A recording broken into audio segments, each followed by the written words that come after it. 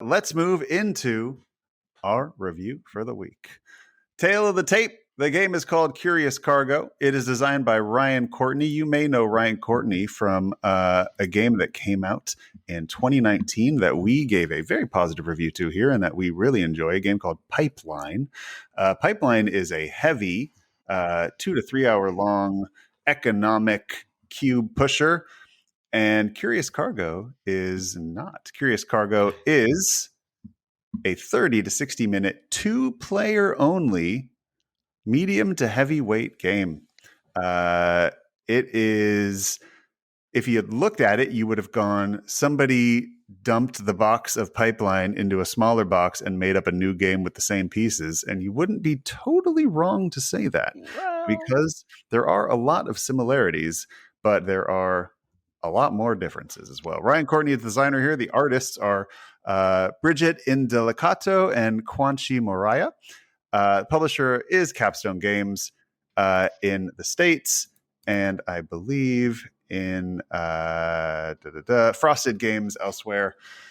Jesse, what is Curious Cargo about? It is basically the pipeline puzzle portion of pipe.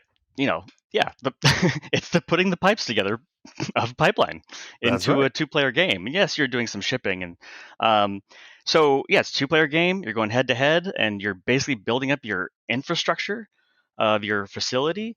There's 2 phases. The first phase, you're connecting your pipes there's different boards that you have, matching boards with your partner, your opponent there, and you basically have to, wherever you're shipping out the goods, you got to make it match to the little conveyor belt, and that's where your trucks are going to go. So that's the phase 2, is you're going to lay out some trucks. You can lay your trucks on your sending out side, or your opponent's shipping side, and then what's cool is you can receive your opponents what they've shipped. So there's a sort of like cycle thing happening.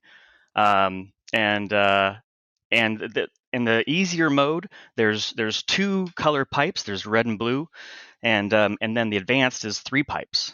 But I actually find that the more advanced version is actually lower on the AP scale for me. Ooh, all right. Well, let's hold off on that for a second. Okay. Let me break down some of these mechanics here. So Yeah. basically, what this feels like to me is, and I have no idea the actual design process of this. I'm sure it has been covered on The Geek, but it seems like the publisher or someone, a friend or a playtest or somebody said, I love Pipeline, but it's really fun just sort of playing with these pipes. Like, what if that was the whole game? And then the designer went, yeah, let me see what I could do with that. But then the designer is the kind of designer who doesn't really want to make the patchwork version. This is not patchwork to Fields to Feast for Odin, right? Which is a very simplified version of one small mechanic from a very heavy game. This is one very fun. They could have done that and probably would have made more money. But clearly Ryan Courtney, and by clearly I mean I'm completely guessing, really enjoys heavier games and wanted to create a heavier experience. This is not a casual game. This is not Patchwork. This is not a game that I would play with someone who doesn't play games very much. It's a 20-minute teach. Probably 15, 20 minutes each. It's not the longest teach in the world, but this is a game where you are going to fail miserably your first time and probably your second time. And maybe your third time you'll start going, oh, okay, I kind of get what I should be doing here. It's very puzzly. It's very thinky. It is 2 players only. There's no 3-player. There's no 4-player. There's no solo. This is you sitting directly across from a person. And the way the game is designed is you have to be sitting directly across from them because you're literally driving your trucks into their warehouse and they're sending their trucks into yours. And yeah, there's this huge spatial element. Like if you don't enjoy the game of being handed a bunch of random pipe tiles and having to figure out how to connect the same colored pipes through your thing, if you don't enjoy that, you won't like this. And I can't say that that's like my favorite thing in the world to do. I did enjoy it in Pipeline, but I also found that I was bad at it. And this game is all about that. Like if you're not good at that, you're going to suck. But what's interesting is I actually found this made me want to get better at it. Like I was like, you know what? I can improve at that. Like that thing in my brain that's like looks at all these pieces and starts like puzzling out this route. And it's probably like a pretty great game. I bet you I'm a better pipeline player now for having played this game. Sure, yeah. I mean, look, connecting pipes is, for me, I don't know, it's undeniably satisfying. I think for a Yeah. lot of people, That's and for why I chose casual this game for you. I players, feel like this. I yeah, feel like that pipe thing is a total jet because you love puzzles, you love escape rooms, you love right. efficiency. Well, the problem is I think of this as sometimes as a riddle where there's that one answer, and that's where the AP comes in. It's like, no, no, this could be better, Yeah. and that's why it's like it's almost a problem when. So look, it's fun to put the pipes together. You just try to get it from here to there with what you have, but I mean it's really satisfying when you can do that with both the blue and the red. But what's even better, and sort of like the next step of that, is trying to aim your pipes so that it's going to land in the slot, the free slot on the truck that you've put out, or that you're going to push into this, and trying to do that. And now trying to do that for your opponents that are coming, anticipating it. So there's all these layers of that, which I think So is to me, it's fun. Like, the version of this game that would have been patchwork is so there's a part of the game where you're just drawing random pipe tiles from the bag, and you can hold as many. You have three actions on your turn. It costs an action to draw a tile. It costs an action to place it in your warehouse. And you have three actions. There's a way to get five with spending tokens, but for the most part, you have three actions. And every time you create what's called an active pipe, that means that you have connected one of your machines, and on your board you have these machines, just like in Pipeline, and you have to connect the machine, unlike in Pipeline, to a number. So on the left side of your board and the right side of the board, there are numbers that go from 1 to 10. And an active line means the same colored pipe. And in the basic version of the game, there's only two colors, red and blue. So red all the way stretching from one pipe to any number between 1 and 10 on either side of your board. That's an active pipe. Every time you create an active pipe, you move forward on the turn order track.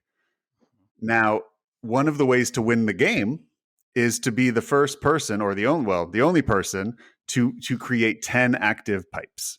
Once you have 10 active pipes or 10 active lines, that's one of the end game victory conditions. That totally could have been the whole game.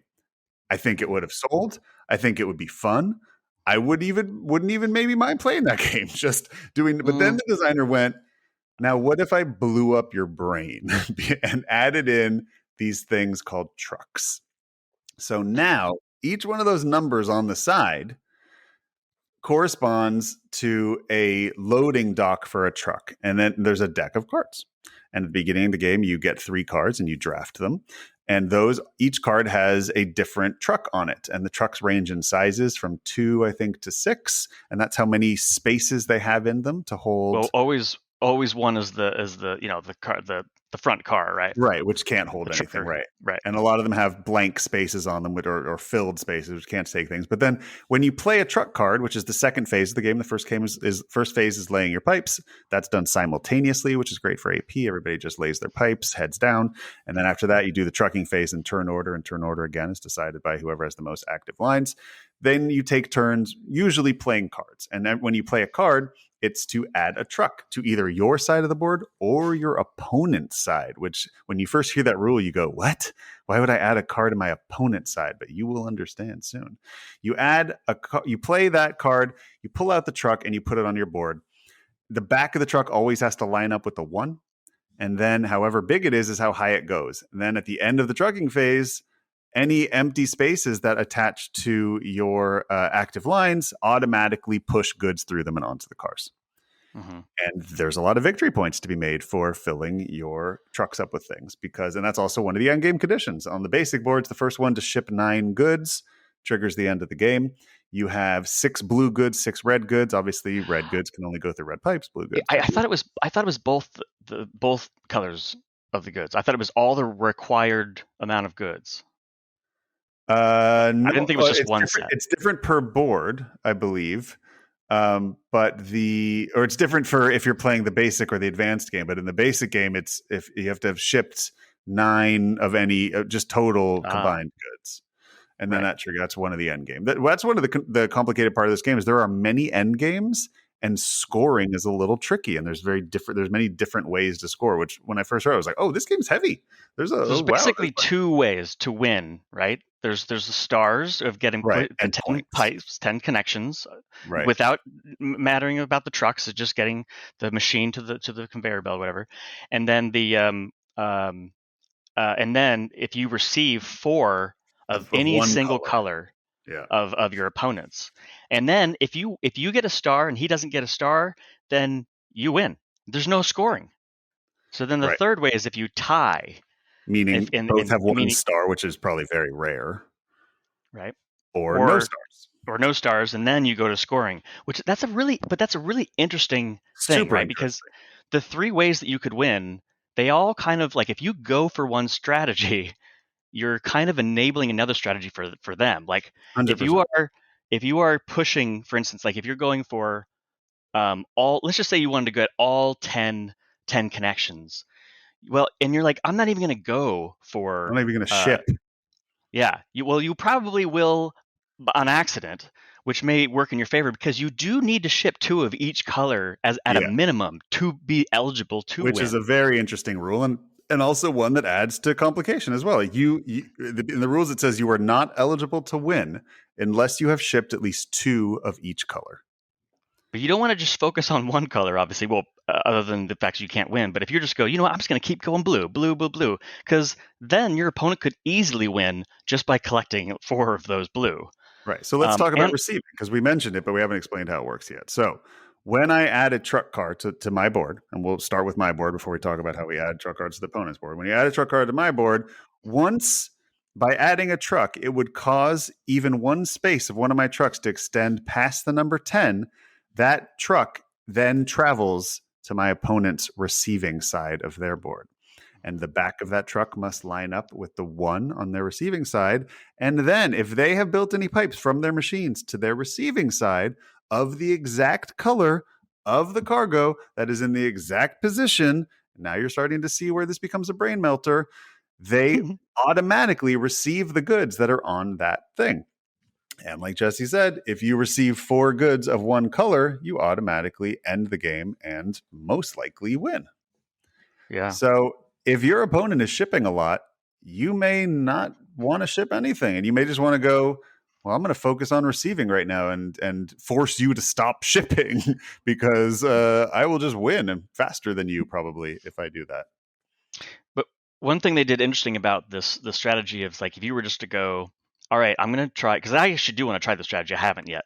Of I want to just make 10 connections, and I know that inevitably I will ship out some things. I will ship out the minimum just by making those 10 connections, right? Yeah. But in order to do that, especially on certain boards, you only have like six pipes sometimes. Six, the machines will only have three outlets, and only have a Yeah. couple machines or whatever. So that means you need a splitter, Mm-hmm. and the splitters are really powerful because instead of just running one single pipe there, it just going. I mean, you just basically have, well, you have two extra ones. So in some cases, you need to get two splitters. Now, what's the big deal with that? Well, you can't get splitters until you get the third good from your opponent. And if you need two, then you've got to collect six goods of two different types Well, before and there's you can another make way to those get 10 connections. splitters. You can if you get two construction tokens, you can turn them into one trucking token, and then you can turn two trucking tokens into one splitter. Oh, oh, I That's the didn't know other that. way to get a splitter. Yeah. All right. But that's Trucks are difficult. And hard to also come those by.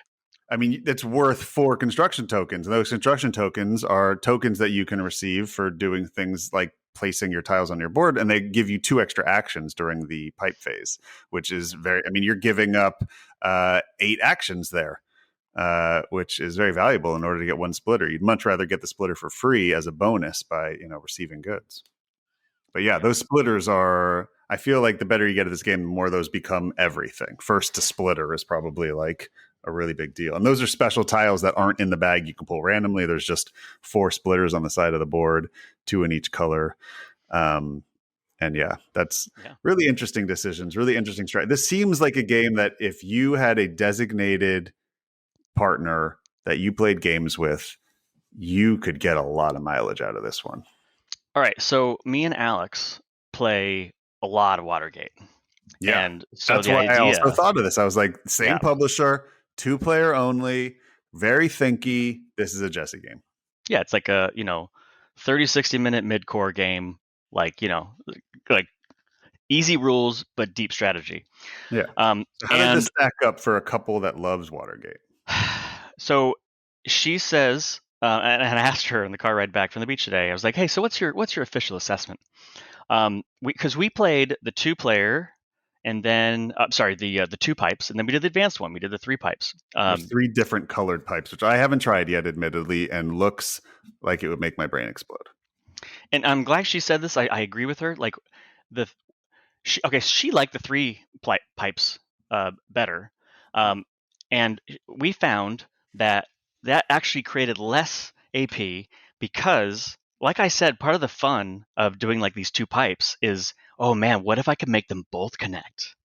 And Right. you got these, these tokens that are these tiles that are just the red and blue, and you're like, but if I put it here, I could do that. Yeah. And then, but when you have 3 colored pipes, you're pretty much, look, most of the time in the game anyway, you're focusing on one pipe, one colored pipe, and maybe the second one. But with the 3 possibilities, you're not going to have those as those opportunities as much. So you're kind of committing to one pipe, and then so you don't have as many choices in that sense. However, when you need to make a change later, you got to zig and zag to make the pipe go to a different line, then you can more easier switch, because sometimes those pipes, they're just laying everywhere, and so you're like, oh, I can just make this connection over here.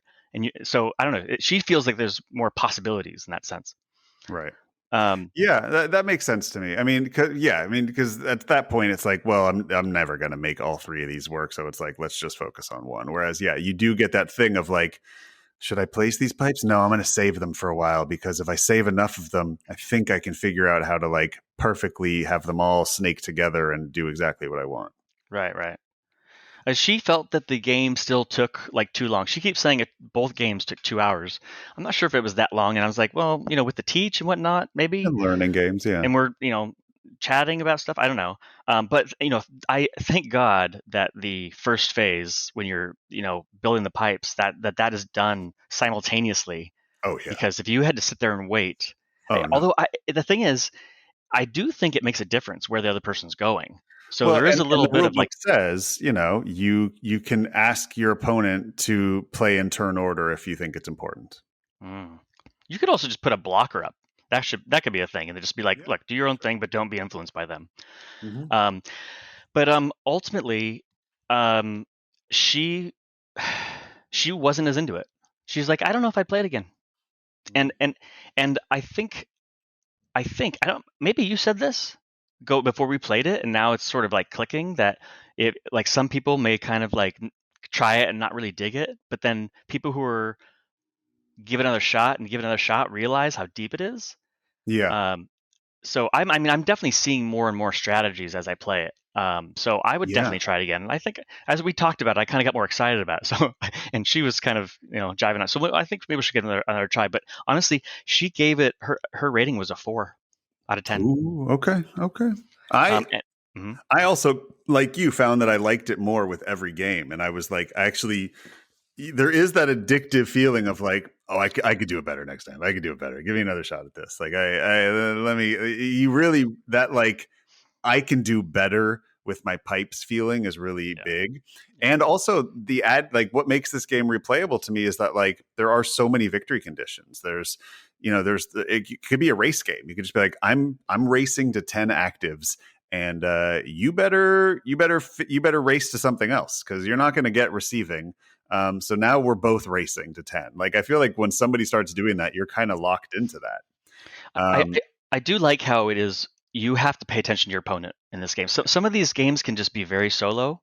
Like, you're just kind of like both doing the thing at the same time, and every once in a while, like for instance, Patchwork. your interactions is pretty much, um, are they going to take that Yeah, are they going to that get there shape first? before Yeah. me? But this, you really have to go. All right, are they going to put the blue? I think they're going to put the blue there, and so if I can, do this, and then I can get in the fourth spot, I can swoop it up, kind of thing. So that's fun. I like that. Yeah. Well, and then there's also the devilish of adding a truck to somebody else's Yeah, shipping side. yeah. So when you play a truck card, you can play it to your side or your opponent's side, and it takes a game or two before you really realize why you would add it to your opponent's side. Well, it's for two reasons.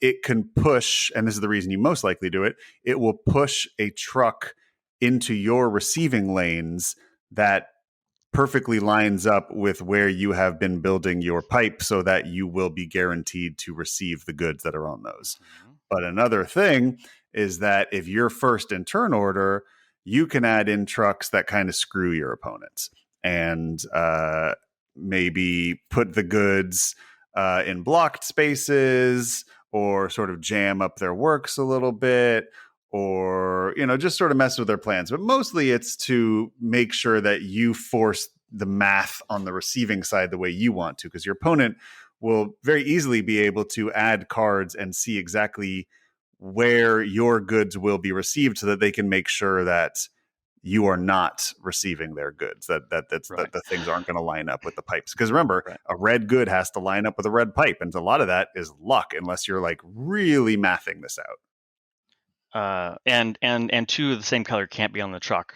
next to each other. Oh, that's a whole other. Yes, you can't have two red goods next to each other. So you have to start building your pipes like red, blue, red, blue. I mean, the more we talk about it, the more I'm like, this is a heavy game. Yeah, yeah, It's complicated. And there's a lot of edge cases, which for like experienced gamers is fine. Like I taught this to Alfred. I taught this to Paul. Neither one of their eyes glazed over. They got it on the first game. But yeah, everybody was like, this is a brain burner. Everyone was exhausted at the end of a 20 yeah. minute game. Now, but also, by the you're talking about, person who goes first and how they can affect things earlier. But it's important to note that after the pipe building phase, when you start the trucking phase, everything that's available to be shipped or to take a good will take a good. So it's not like the person who goes first in that second phase gets to make moves before you, and they do make moves, but you can still you load up the trucks, and every time a truck card is played for either player, it will push, and then they'll load for either player Yeah. every single time. Load or unload. Yeah. Yeah, um, yeah. And I Yeah. also played with Finn, by the way. I also Oh, played with wow. my oldest son. So How this old is game Finn right now? plays. He is 9, and this was like 12 plus. Yeah. But he's played and loves Lord of the Rings Confrontation. That's one of our go-to two-player games. That's like Right. mid-core. Yeah. Um, and so actually, one of the things he didn't like was something I agree with is the iconography. A little bit, it can be. It's not as intuitive as it could be.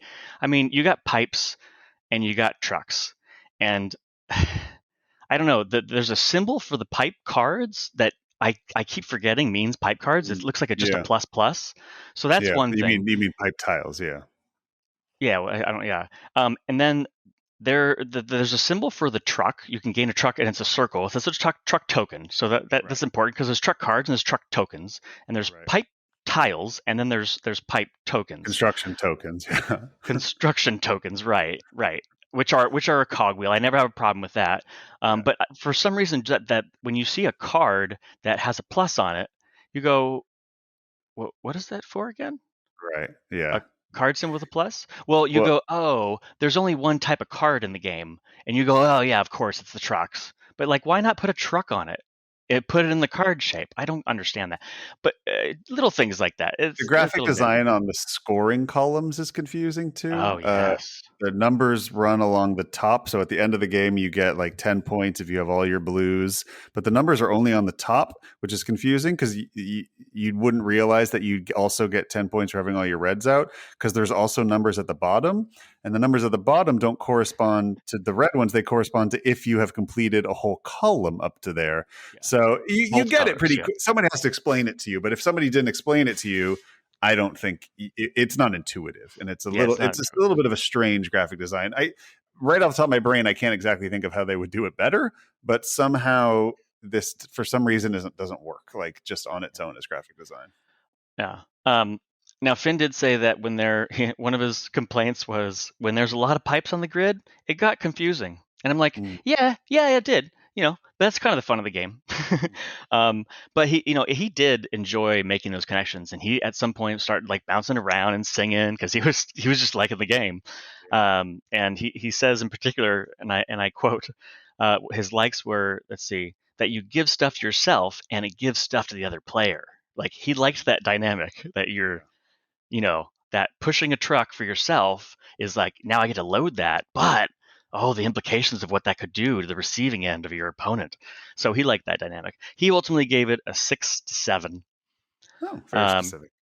yeah, that's what he said. Yeah, and I feel like for me, I would probably give it a 7. Yeah. And if I'm willing to give it a try and see how deep it gets, and maybe I'll give it an 8. And that's me and Alex both agree about Watergate. For us, that's like a 9-10. It's like a 9.5. Yeah. So yeah, 7-8 for me. Yeah, no, that's a fine score. This scratches an itch that I don't know exists. Like the under 1 hour, pretty crunchy, heavy 2-player only game. I'm having a hard time like when I think of like heavy 2-player games, I think Imperial Struggle, I think War of the Ring. I mean, those are big, Star Wars Rebellion. These are all night games or all day games sometimes. So 2-player heavy games are usually epic, right? Like how many kind of like crunchy over 3.0 2-player games do we have that are like 30 minute to an hour? And I was actually struggling to Yeah. think of any.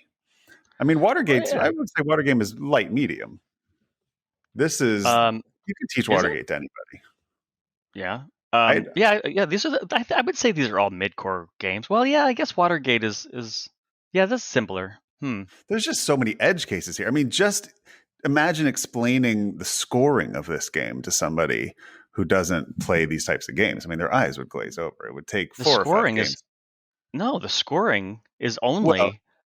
So right, you're but the talking about the mechanics to concept get to the of right, scoring. the concept of okay, so you cannot win the game unless you've shipped 2 of each color. Okay, you automatically win the game if you get a star. There are 2 ways to get a star. You go all the way up on the active pipes, or Yeah. you receive 4. Okay, now if nobody gets a star, it goes to scoring. Scoring is your shipping points, your receiving, and then it's like, oh, but don't forget, you're not eligible to win unless you've shipped 2 of each. There's a lot. There's like just even understanding how to win is like I could imagine Yes. somebody who thinks this is patchwork, just like is like I'm out, Oh, I'm out, for sure, for I'm sure. out. Yes.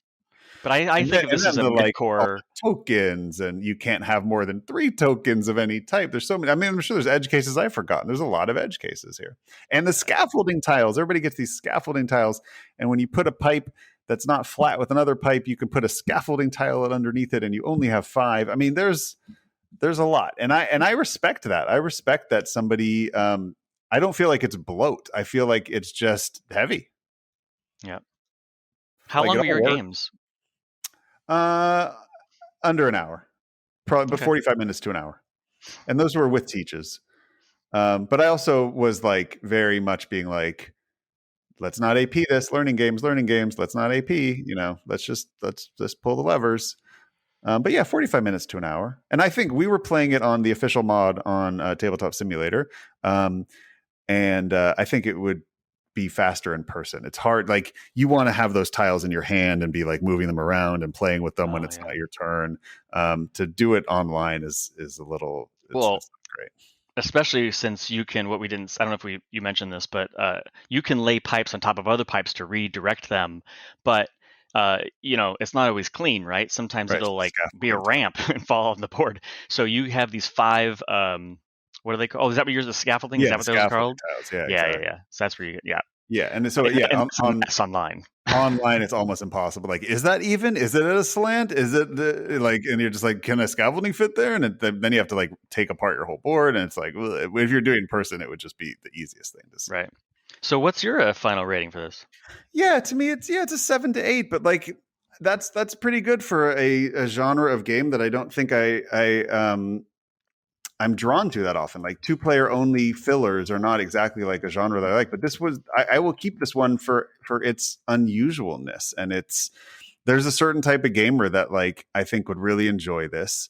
And I do think it will get better with age. I think it's a good. I mean, it's $35, which I think is a totally fair price for this. It's like a nice little, Is it?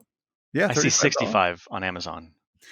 Yeah, well, if you go to Capstone's website and buy it directly from them, it's Ah, $35. Yeah, I think. Yeah, don't do that. Yeah, $35 from Capstone Games, depending on shipping where you are. Your mileage may vary on online game shops, but that seems like a good price. You get a lot. There's a lot of stuff. It barely fits in the box. I mean, this is not one of those boxes that's got 80% air and 20% components. Like I had a hard time fitting all the stuff back in the box afterwards. You get a lot here. And if you're looking for a heavy game that, well, I won't say heavy, I would say medium heavy game that plays in under an hour. And if you really loved that pipe part of Pipeline, like this is a slam dunk for you. yeah, for sure. Absolutely. But yeah, that's it. I'm very excited for what Ryan Courtney is cooking up next. I have heard good things from some play testers or friends that have played his games. His next one apparently is, a lot of people are saying it's fantastic, and I'm very excited to try it. But yeah, he's clearly a designer to keep an eye on. Hey, if you enjoyed that video, you very well might enjoy the other videos you now see being suggested to you on screen. Also, we'd greatly appreciate it if you could like, share, or subscribe to our Game Brain channel. Thanks so much.